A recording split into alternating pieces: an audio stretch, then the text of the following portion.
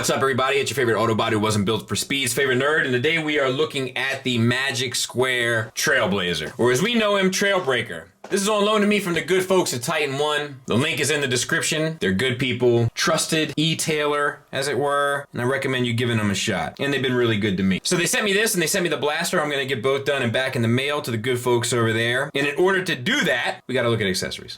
So he comes with his signature little thing here, a little rocket launcher, I guess. It's on a ball peg, so it will tilt side to side, it will swivel, and it collapses.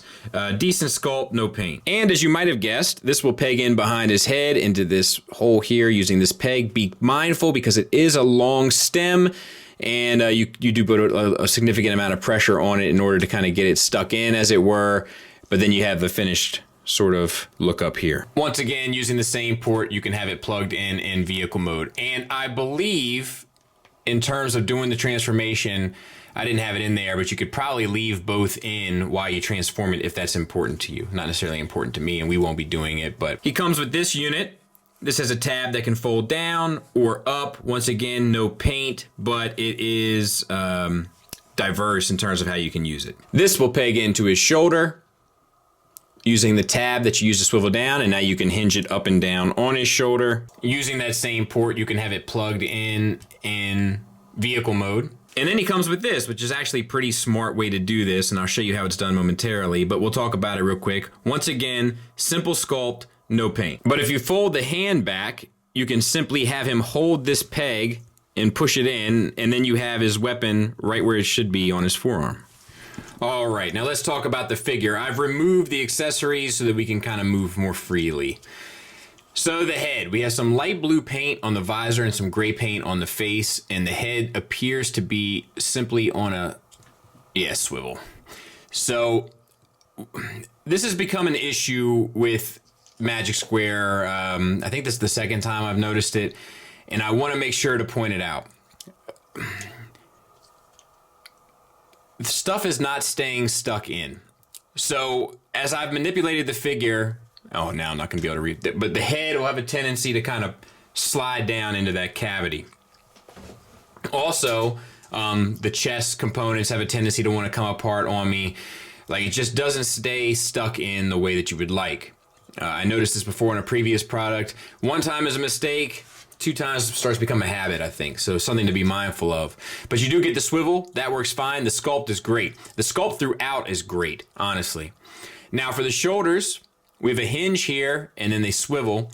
You can get the arm out to about there. You can get a reverse butterfly if you start to transform it. That'll work as well. And then you get the swivel 360. So I think that's a decent range for a Legend. See, that didn't stay stuck in either.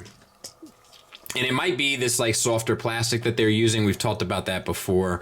It bothers some people. It doesn't necessarily bother me for this scale, but it is worth noting. So bicep swivel, that works fine. Double hinged elbow, which is nice to see, getting you the full range, and then a wrist hinge down using the transformation element, and the wrist itself swivels, so no issues there. No paint on the arms. That's not true. There's some black paint down here, but for the most part. Waist swivel. You get a reverse ab crunch, so that's nice. And we have this blue paint that looks really good with the silver paint for the windshield wipers. No issues there. Silver paint there, which we'll talk a little bit more in truck mode. Now, the hips. So they are on T-jointed ball joints. However, oh no, there you go. I was having a hard time getting them to move freely, but you can get them all the way out for the full Van Damme and forward and back for the full Monty. So no issues there. Thigh swivels built around the socket for the ball peg, so that's perfect. Gives you a nice seamless sculpt. It's a little loose, but not terrible. But you saw this panel came out too, right? Like, that's an issue I'm just noticing amongst this line. Knee, single hinge, gets you 90 degrees, no problem. I like the breakup in plastics between white and red. Looks good. It looks appropriate for the character. Silver paint or white paint on the legs. And then we have some silver paint accents on the side for truck mode that look good. No ankle tilt. You do get a toe tilt, so that should do the trick. And then you do get an ankle rocker giving you the full range, so no issues there. And then the back cleans up fairly well. This is a bit unsightly, but I think for the most part, looks pretty good. And that is this figure in a nutshell. And size comparison wise, there he is with Warbitron Shockwave, a Hasbro legend, and an early Iron Factory legend, which should hopefully give you an idea of what to expect in terms of size. So let's get him transformed. Fold the hand back, reverse the double jointed elbows so that you got this bump in the back. Do that on both sides. Hand back, reverse fold the elbow. Turn the head around 180, push the head down so that it's nice and flat on top. Untab the shoulders and release the backpack. Get the backpack up and out of the way so that you can bring the shoulders around to the back. And when you do this, you want the bump facing towards the center. So just manipulate them accordingly so that you get it to look like this, and then bring down the rear, the backpack rather, so that it encapsulates all of that. Then you can straighten the truck so that it's kind of in line with the hood properly. Fold the toes down and the ankles towards the center. Take your side piece, spin it 180.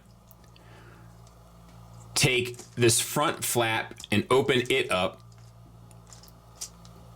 which will allow you to get this out of the way to spin this 180 so that this lines up with that.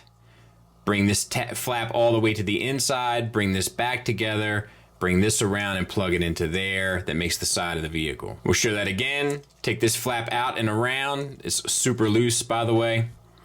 And then open this flap up, move this whole piece out to the side, spin this 180 so that it lines up accordingly with the side flap, tuck this one in, bring this back down, plug it in. Snap the legs together, and then bend back and around so that this comes up underneath there.